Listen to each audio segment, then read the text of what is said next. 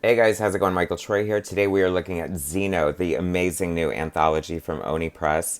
Check out this gorgeous cover by Matt Lesniewski. I picked this up because one of my favorite cartoonists, Nick Cagnetti, has a short story inside. It is sort of like the comic book version of Black Mirror. It is so cool. I'm so excited about it. Cannot wait to share it with you guys. So subscribe to my channel if you haven't already. Hit that like button. Let's get right into it.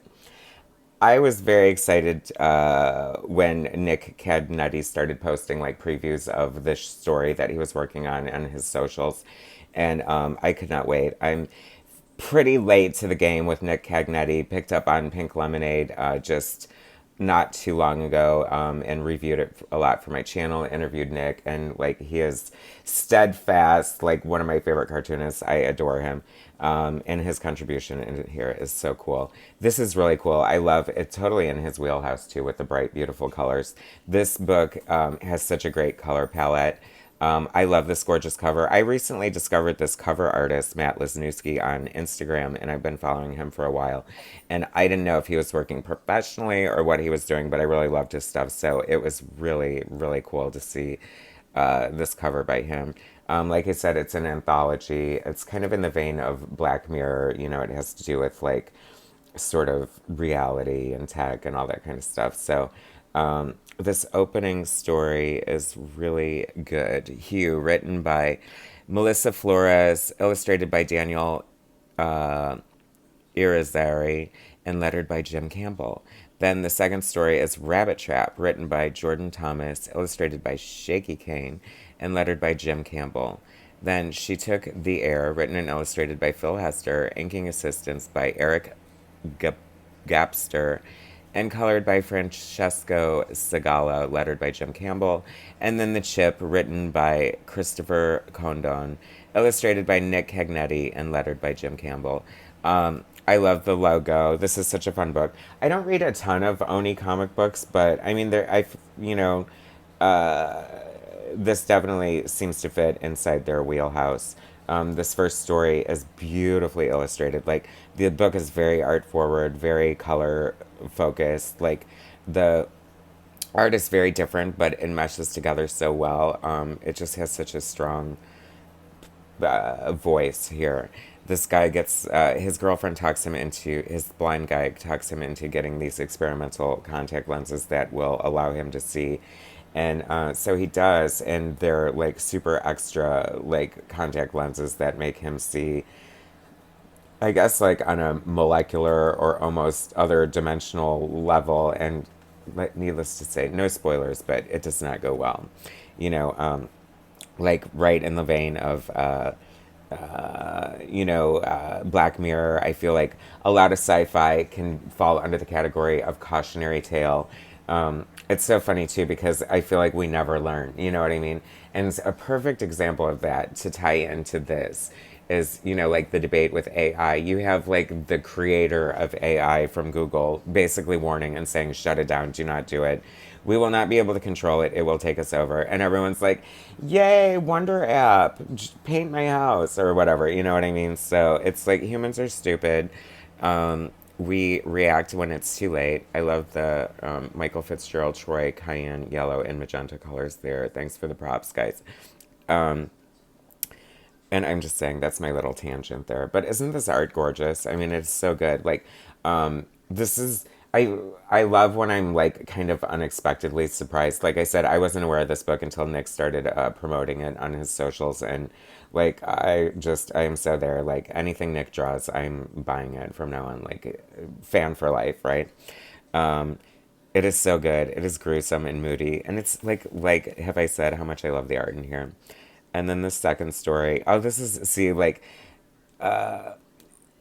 it does not end well, but we are moving on to Rabbit Trap. This is a fun story. Jordan Thomas, Shaky Kane, Jim Campbell. Once again, beautiful colors. Loving the colors on this, guys. You guys really knocked it out of the park. I love the aesthetic of the book. This is kind of a fun, creepy story. Definitely fitting in. You know, I say it's like Black Mirror, which ironically, the long awaited new season it just debuted on Netflix. Caught the first two episodes, really dig it. Can't wait to finish the season. But it seems like an odd coincidence that the week that Black Mirror would come out on Netflix, that this very Netflix comic would debut on the stands. Is it weird or is it part of the programming? I don't know. I'm very much into the thought that this is a simulation now, so I don't know. It's kind of screwing with my mind, but you know, I digress. Um, like I said, this is just very much, ooh, beautiful silhouette. I love a good silhouette. This is very much like a fun sci-fi sort of, like I said, cautionary tale. Like, it's just so cool. Like, it's so fun. I don't know. Like, these stories are very different, but fit very well together. I mean, creepy sci-fi, right? Of course, am familiar with Shaky Kane's name, you know, being somewhat in the indie circuit, but I don't think I've ever actually experienced a story by him or read anything. Maybe if he's been part of some sort of like weird anthology before, but I don't know. School me, people. What Shaky Cane do I need to get yesterday and find out? Like, how fun is that? Like, these. I mean, I don't want to spoil, but like, does that give you an idea of how crazy this book is? And then we have the story. Phil Hester has to be like the biggest veteran in this book, right? I really loved like his art on Green Arrow with Kevin Smith years ago, and like that just kind of shows how long he's been around, and you know he's definitely a name in the industry.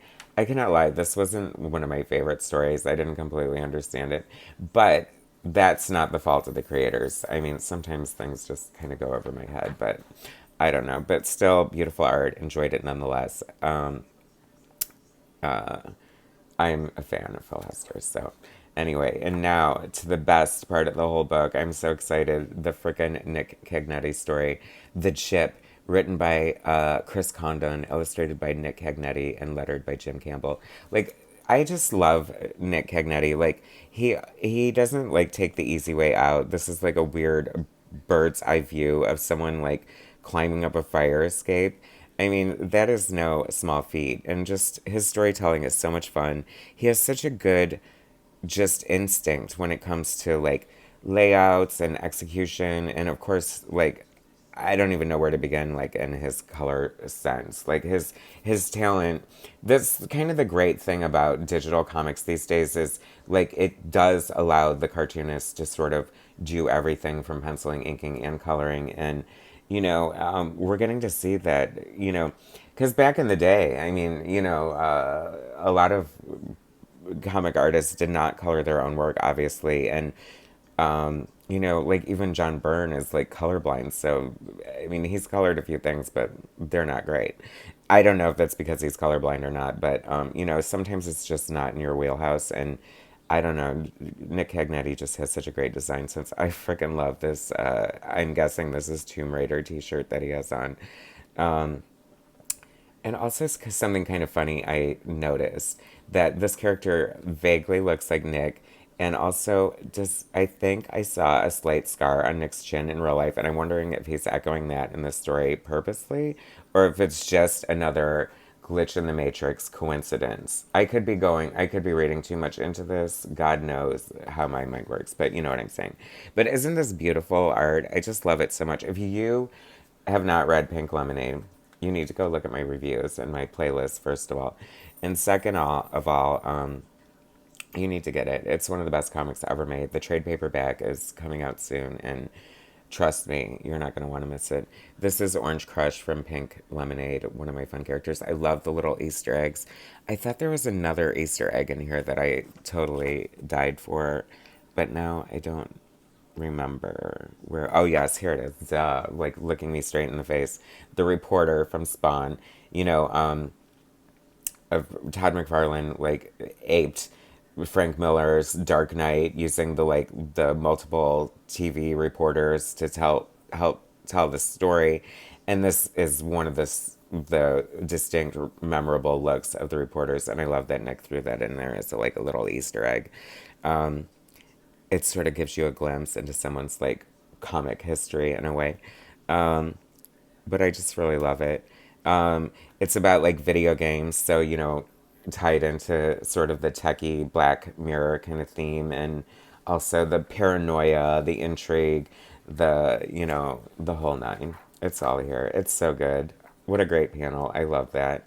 Like, there's a subtlety that Nick brings to his art, but it's almost the subtlety of a Mack truck, if that makes any sense. Like, it's just so beautiful and like perfect and sound and just has such a nice flow to it, but the level of nuance goes deep. It's like so good. I just love it so much.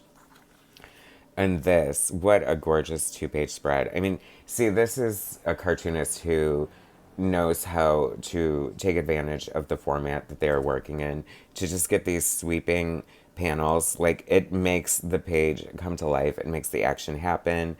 Like, I love the sound. See, and if this is an argument for sound effects, some pro, and I wish I remembered his name because I would love to just drag him every time I bring it up, but I kind of don't want to, but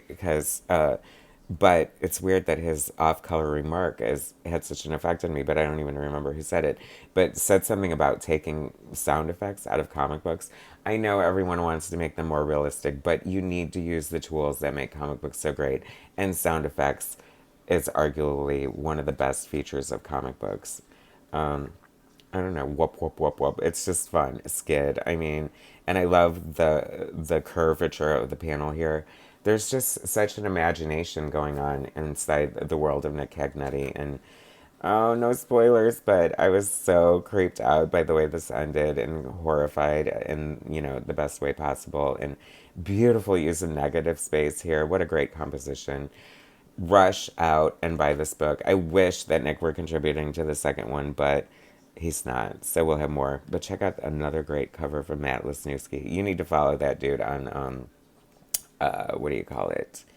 Instagram, because he's amazing. Anyway, such a great book. So exciting. I can't recommend it enough. I cannot wait for the second issue, even though it's going to be sans Nick. But hey, that's okay.